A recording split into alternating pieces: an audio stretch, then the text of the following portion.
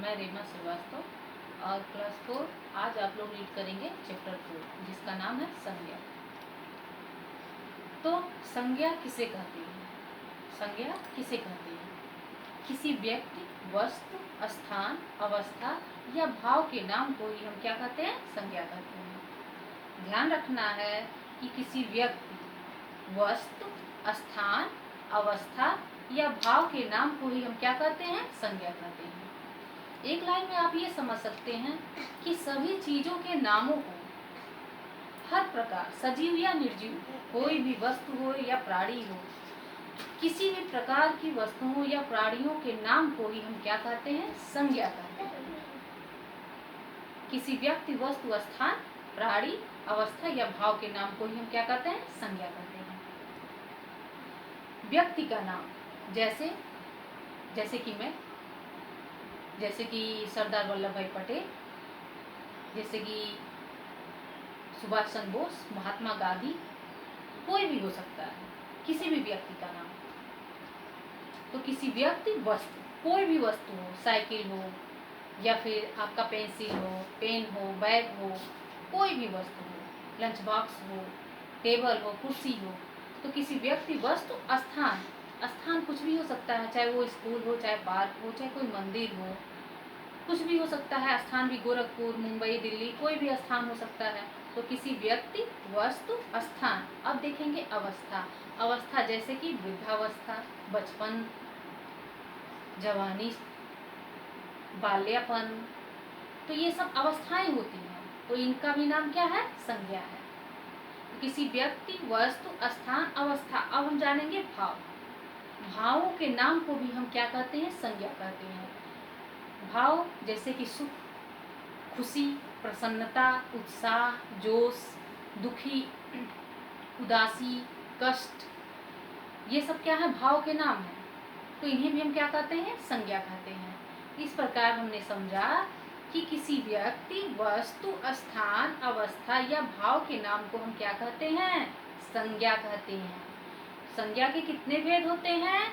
3 भेद होते हैं। कौन कौन से? व्यक्तिवाचक संज्ञा, जातिवाचक संज्ञा और भाववाचक संज्ञा। संज्ञा के 3 भेद कौन कौन से?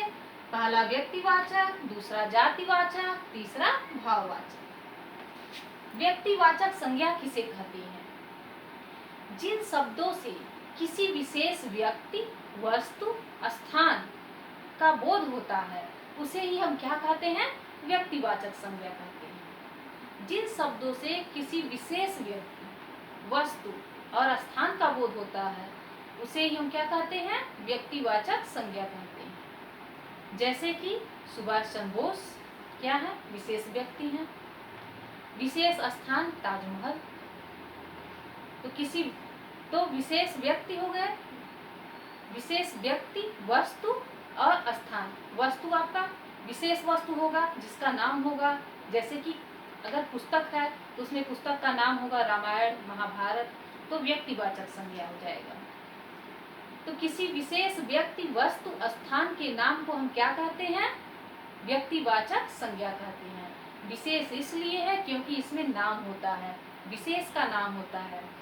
जैसा कि हमने आप लोगों को बताया, सुभाष चंद्र बोस ये विशेष व्यक्ति हैं।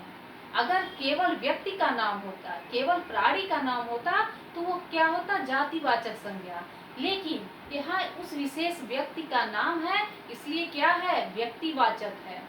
विशेष स्थान का नाम है कि ताजमहल, तो क्या है? व्यक्तिवाचक संज्ञा है। तो जब विशेष व्यक्ति, वस्तु, स्थान का नाम होता है तो व्यक्तिवाचक संज्ञा होता है। अब हम देखेंगे जातिवाचक संज्ञा। जिन शब्दों से किसी व्यक्ति, वस्तु, स्थान, किसी व्यक्ति, वस्तु और स्थान के सभी प्राणियों का,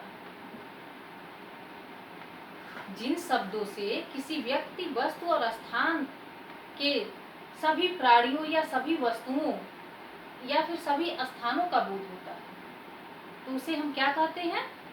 जातिवाचक। जैसे कि अगर प्राणी का नाम या व्यक्ति का नाम बोल दिया जाए, आदमी, औरत, लड़का, लड़की, तो ये क्या हो जाएगा? ये हो हो जाएगा जातिवाचक। आदमी पूरे आदमी का बोध कराएगा, औरत पूरी औरतों का बोध कराएगा, लड़का सभी लड़कों का बोध कराएगा, लड़कियां सभी लड़कियों का बोध कराएगा। तो क्या होगा जातिवाचक।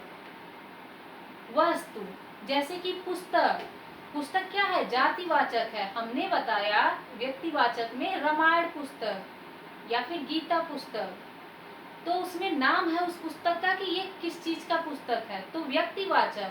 लेकिन जब नाम नहीं होगा केवल पुस्तक होगा तो वो पुस्तक किसी भी चीज का हो सकता है, आपके सब्जेक्ट का, आपकी क्लास का, या फिर 5th का, 6th का, 7 का, 10 का, 12 का, किसी भी क्लास का हो सकता है, किसी भी धर्म का हो सकता है, किसी भी प्रचार का हो सकता है। तो किसी भी पुस्तक को हम किस में रखेंगे जातिवाचक संज्ञा में रखेंगे। व्यक्ति आपने जान लिया, जब पूरे समुदाय जैसे आदमी औरत लड़का लड़की सबका बोध हो रहा है तो जातिवाचक। पुस्तक जब सभी पुस्तकों का बोध हो रहा है तो जातिवाचक। स्थान जैसे कि शहर, शहर में सारे शहर आएंगे तो ये क्या हो जाएगा जातिवाचक हो जाएगा। यदि किसी शहर का नाम रहेगा दिल्ली, मुंबई, महाराष्ट्र, लखनऊ, कुछ भी नाम जब रहेगा तो व्यक्तिवाचक हो जाएगा। लेकिन जब केवल शहर दिया रहेगा तो क्या होगा जातिवाचक। तो व्यक्तिवाचक और जातिवाचक क्लास 4 आप लोग को समझ में आ गया होगा। अभी हम भाववाचक संज्ञा को जानेंगे जो कि तीसरा भेद है संज्ञा का। तो भाववाचक संज्ञा उन संज्ञाओं को कहते हैं जिनसे किसी भी व्यक्ति वस्तु स्थान या फिर इन सभी चीजों का हमें हाव भाव, गुण दोष का ज्ञान होता है या बोध होता है तो उसे हम भाववाचक संज्ञा कहते हैं। जैसे कोई भी वस्तु किस अवस्था में है उसका भाव क्या है, जब हम जानेंगे तो क्या होगा भाववाचक संज्ञा। जैसे रसगुल्ले बहुत स्वादिष्ट हैं, रसगुल्ले बहुत स्वादिष्ट हैं, यानी कि उसके भाव को व्यक्त कर रहा है कि वो रसगुल्ला जो है बहुत स्वादिष्ट है, उसके गुण को व्यक्त कर रहा है। आज बहुत गर्मी है तो गर्मी क्या है एक भाव को व्यक्त कर रहा है तो गर्मी भाववाचक संज्ञा हो जाएगा। कोयल की बोली में मिठास है तो मिठास शब्द क्या है भाव व्यक्त कर रहा है, तो यहाँ पे भाववाचक संज्ञा हो जाएगा।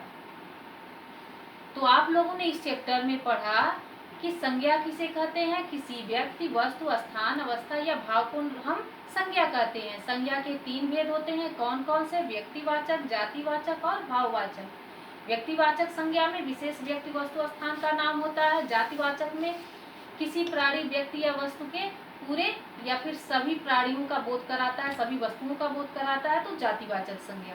भाव में किसी भी वस्तु हो या फिर कोई भी प्राणी हो उसके भाव को जब व्यक्त करता है, उसके गुण दोष को व्यक्त करता है तो या फिर अवस्था को बोध कराता है तो भाववाचक संज्ञा। तो क्लास 4 उम्मीद है आप लोग को ये चैप्टर अच्छे से समझ में आ गया होगा। यदि नहीं आया होगा तो एक बार बुक ओपन करके चैप्टर 4 निकाल कर रीड करेंगे और इस वीडियो को साथ में देखेंगे तो उम्मीद है कि आप लोग को अच्छे से समझ में आ जाएगा। नेक्स्ट चैप्टर हम लोग नेक्स्ट डे पढ़ेंगे। तब तक के लिए धन्यवाद, बाय बाय।